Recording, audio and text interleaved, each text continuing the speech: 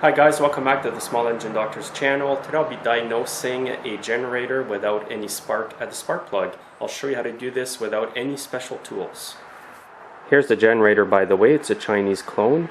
As you can tell, it's been left outside. The paint's faded. It's been neglected.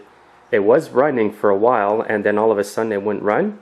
Then I checked the spark plug and there's no spark, so that's the issue right now. So what I'm going to do is start with the basics. I'm going to show you guys how I checked the spark plug for spark. I'm especially doing this for those of you who are new to small engine repair. First, I want to make sure that the switch is in the on position. Next, locate the spark plug and remove it. I've already got it partially loose there. Next, you want to reinsert the spark plug in the spark plug boot. And now you want to ground the metal part of the spark plug to the engine like this. Also, for safety reasons, make sure to keep the spark plug away from the spark plug hole when turning it over, so you could ground it down here. Now hold the spark plug like this to the engine, turn the engine over. It's going to be easy because the spark plug is out. And while the engine's being cranked over, you want to check for spark. So I'm going to hold it, now pull the engine over. And as you can see, there's no spark at all. And to prove this to you, I'm even going to ground myself from the plug to the engine. And I'm not getting zapped at all. If there were spark, I'd be getting zapped. I would not be able to hold it. By the way, I don't recommend you guys doing this, grounding yourself to the plug in the engine like this.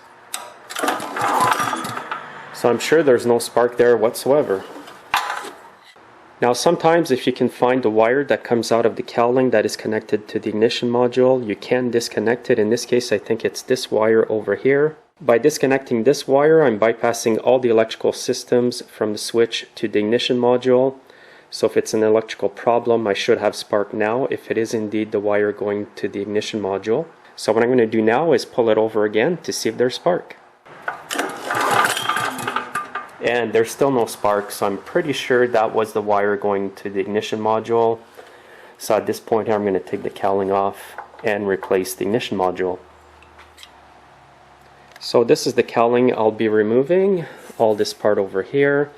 And there's a few 10mm bolts. There's one here, one there, and two more at the bottom, one here and one over there, and they are all 10mm.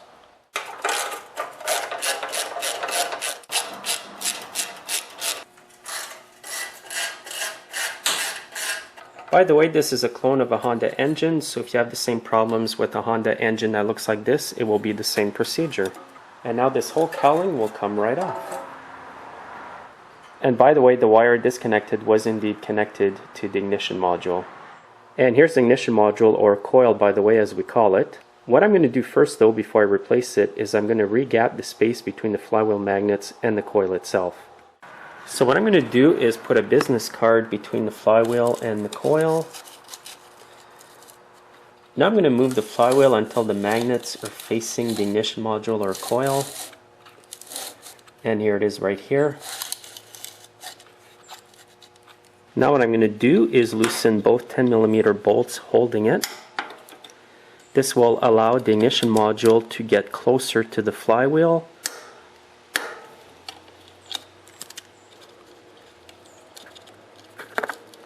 So basically the space between the ignition module and the flywheel now will be the space of the business card. Now I'm going to retighten both bolts.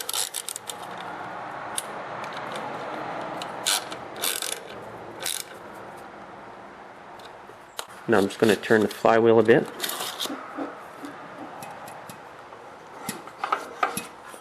Now what I'm going to do is ground my spark plug again, and I'm going to turn the engine by hand as fast as I can. And I'm going to check for spark again. And there's still no spark.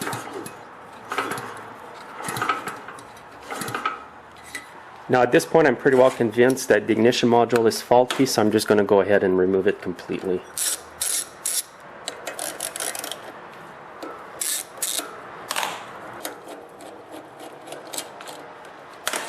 First I'll disconnect the wire at the bottom of it. And I'll pull the ignition module out. You'll have to move the spark plug boot between all the parts here.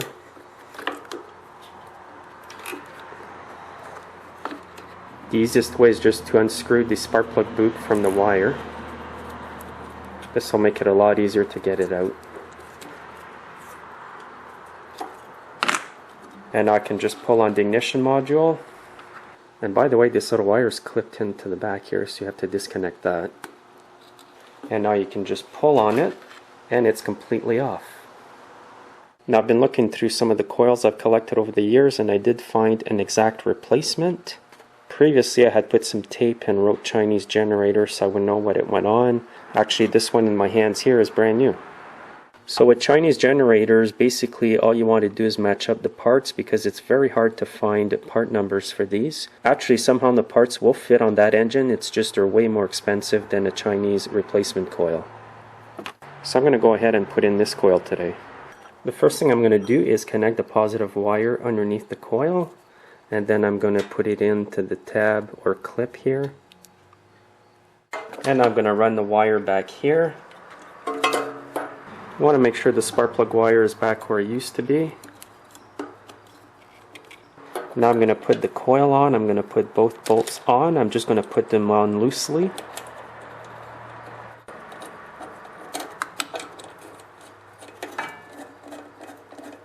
Also make sure that the black wire is behind the ignition module. If it's over here, it may get worn off on the flywheel, so I've got it going back where it's supposed to be. Now I'm going to pull the coil back and insert the business card. I'm going to move the flywheel until the magnet's underneath the coil. So now I'm going to tighten it up. Now hold the ignition module and tighten up the bolts.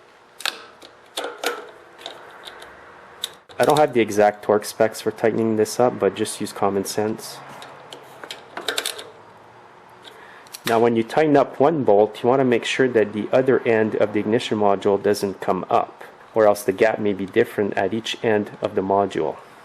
Now just pull the card out. Now I'm going to reinstall the spark plug boot. This little cap here goes on like this. This one's a bit damaged, by the way, so I may have to replace that later on. And now you want to screw it into this part.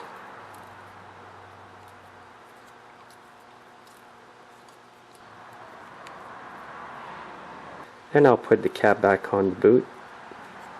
Now I'm going to ground the spark plug again. And I'm going to turn the engine over. And you can see there's spark. So that's good. So now I'm going to reconnect the switch wire connected previously. Now I'm going to reinstall the cowling. When you put the cowling on, you want to go behind the spring. And now you want to reinstall the bolts.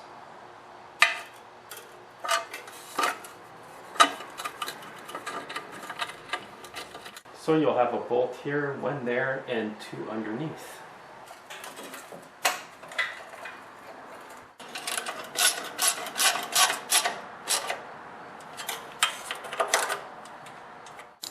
Now all you have left to do is reinstall the spark plug.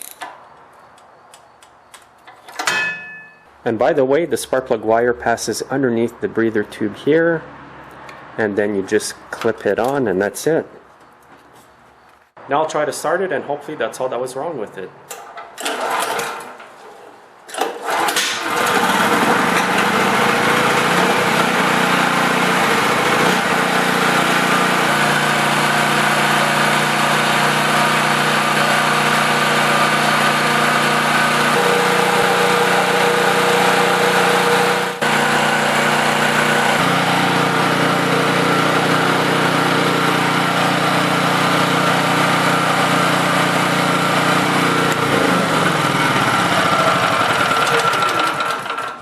I'll just do a quick restart.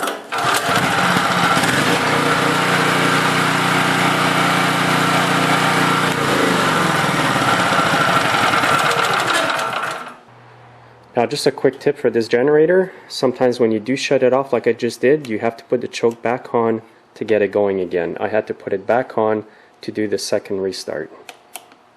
So as you can see, the ignition module was a problem. It's not that hard to replace, and it's not that expensive either. So thanks for watching, guys. Hopefully somebody learned something out there today. Make sure to subscribe, and I'll see you next time.